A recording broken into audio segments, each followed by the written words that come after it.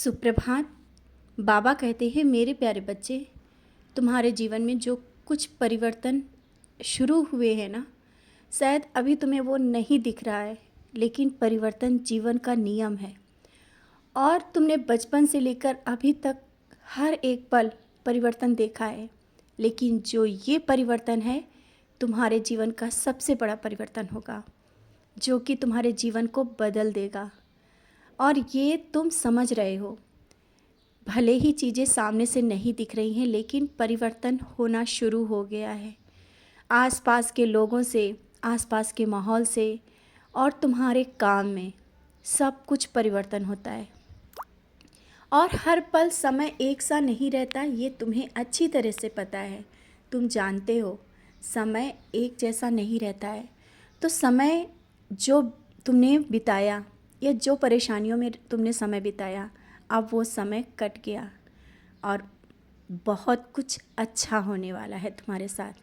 जब कुछ अच्छा होता है ना, तो वो धीरे धीरे उसकी शुरुआत होती है। अच्छे लोगों से मिलना, अच्छी खबर का आना, या कुछ ऐसा होना जो तुम्हारी खुशी का कारण बने।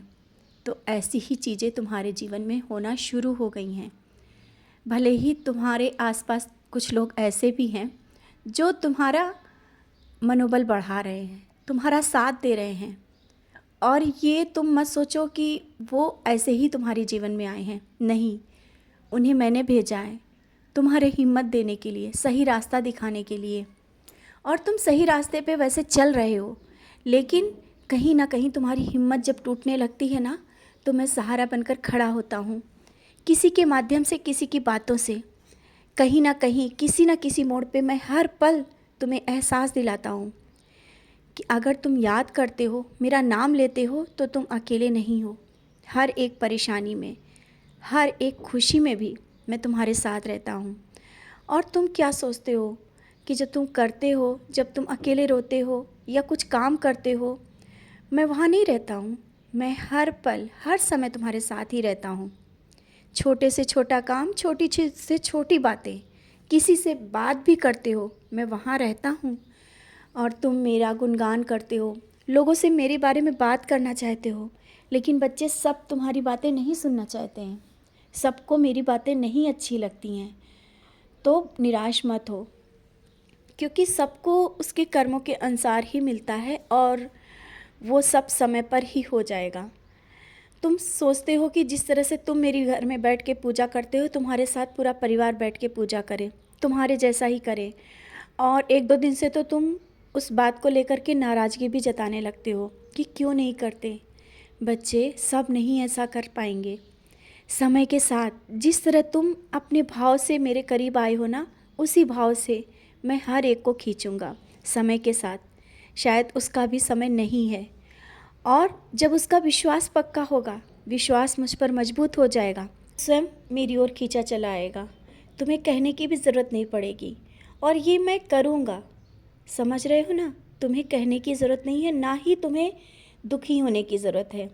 और धीरे धीरे तुम्हारे जीवन में बहुत कुछ अच्छा हो रहा है।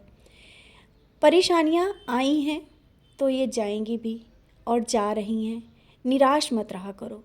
और जो तुम किसी के लिए कुछ करने की सोचते हो, वो करके ही रहते हो। भले तुम्हारे लिए तुम्हारे पास कुछ हो या ना हो, तुम्हारी ये सेवा भाव, यहाँ तक कि तुम अगर कोई मेहमान आता है ना, तुम निस्वार्थ भाव से उसे वो सब कुछ करना चाहते हो, खिलाना चाहते हो जो तुम्हारे सामर्थ्य से भी ज़्यादा है। लेकिन तुम्हारा यही सेवा और सत्कार मुझे प्रसन्न कर देता है।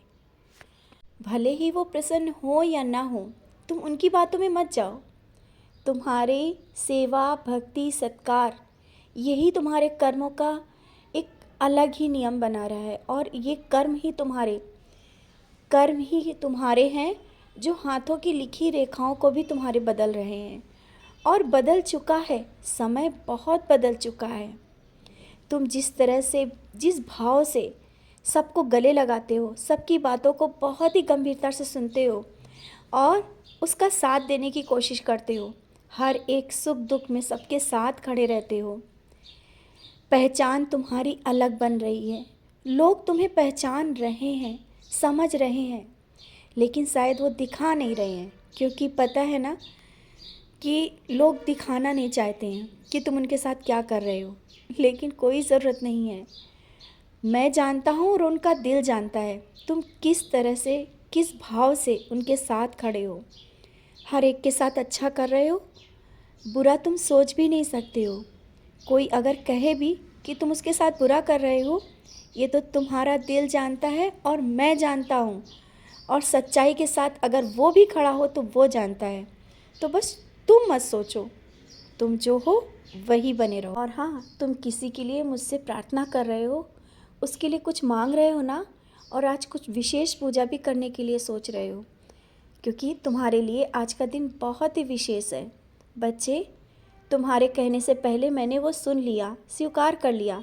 भले ही कुछ समय लगेगा, लेकिन मिल जाएगा। जो तुमने मांगा है ना, वो मिलेगा अवश्य। निश्चिंत रहो। तुम जिस श्रद्धा और भाव से, विश्वास के साथ उससे कह दिया है ना कि मैं बाबा से बोलूँगा, बाबा ज़रूर सुनेंगे। बच्चे, मैं सुनूँगा और समय के साथ सब सही कर दूँगा। तुम्हारा विश्वास टूटने नहीं दूँगा। निश्चिंत रहो, सब दे रहा हूँ और भी दूँगा।